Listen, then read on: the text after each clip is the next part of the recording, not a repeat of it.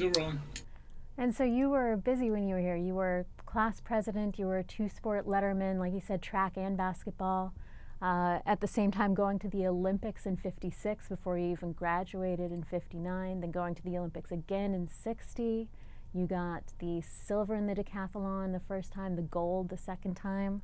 And then you went on to be a founder of the Special Olympics in Southern California, which brings us to the announcement today. You are among the people bringing the Special Olympics back to UCLA, yes? Yes, I've been fortunate down through the years to be involved with this, I think, unbelievably great program. It has afforded men and women and boys and girls with intellectual disabilities an opportunity to be the best that they can be. And that was Mrs. Shriver's idea. Get these young people and adults out of the institutions, out of the homes that basically might have been a little embarrassed in terms of having special disabled people in their home, and not, it was a situation where most people didn't want to share those particular situations that were occurring in their family. But Mrs. Shriver thought in order for them to be the best that they can be, they needed someone to help them. So she formed this program that allowed them the opportunity to be involved in sports, swimming, track and field, gymnastics, some 21 sports. And I think through those activities, these athletes, the Special Olympians, begin to deal with how it works or the opportunities to be better at what they do. They got a feeling for what it takes to move from one level to a next, from one of non-competitiveness in a sense, sitting on a couch, to being involved in the sports and games.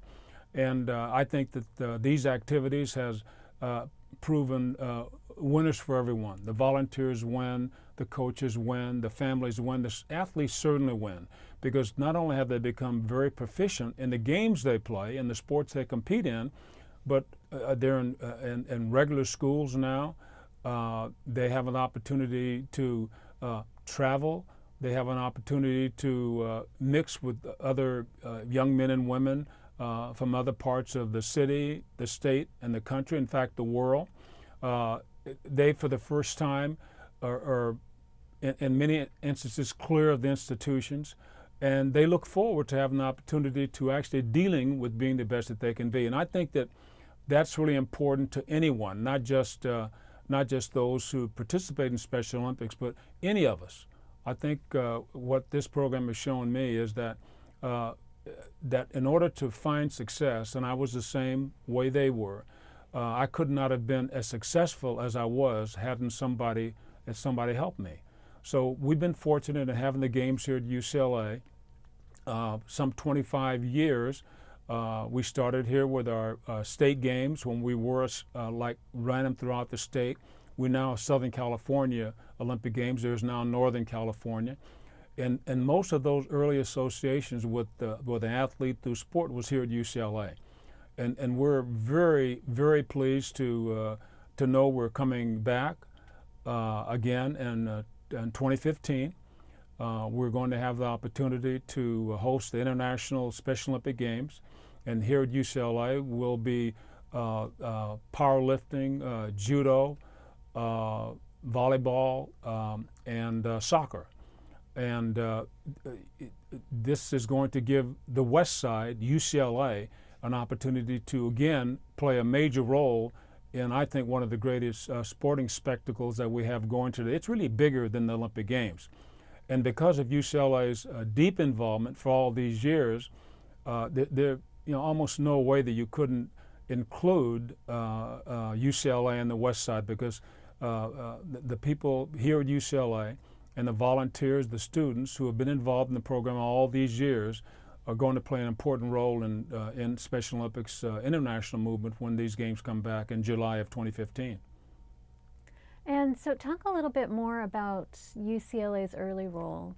I guess a lot of the games were played here at the very beginning of the Southern California Special Olympics founding. Yes, in the very early 60s, Mrs. Shriver had some kind of local tryouts She had some of her friends come to Washington to different athletes demonstrating the different events that she subsequently included in the Olympic program, Special Olympics program. And when the games first were going to be presented to the world, really, was in 1968. They had the first called International Games held in Chicago, and there were several sports represented in those games. There were representatives from most of the states in the USA.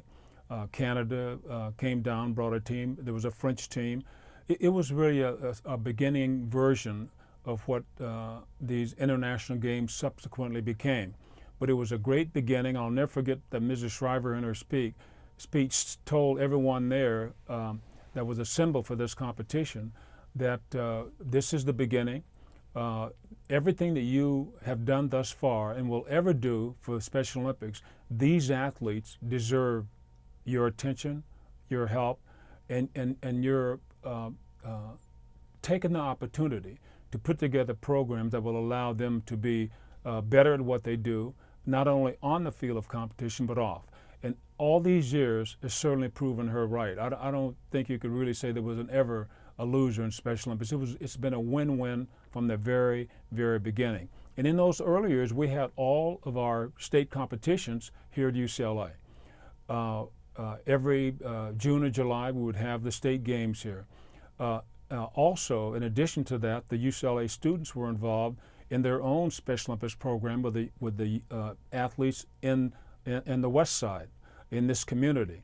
So it's been, I think, a very strong legacy of what can happen when a university or a group of volunteers and a part of this country, in this case, West Los Angeles, gets together and decide that they're going to make a difference in the lives of, in this case, a group of Special Olympic athletes.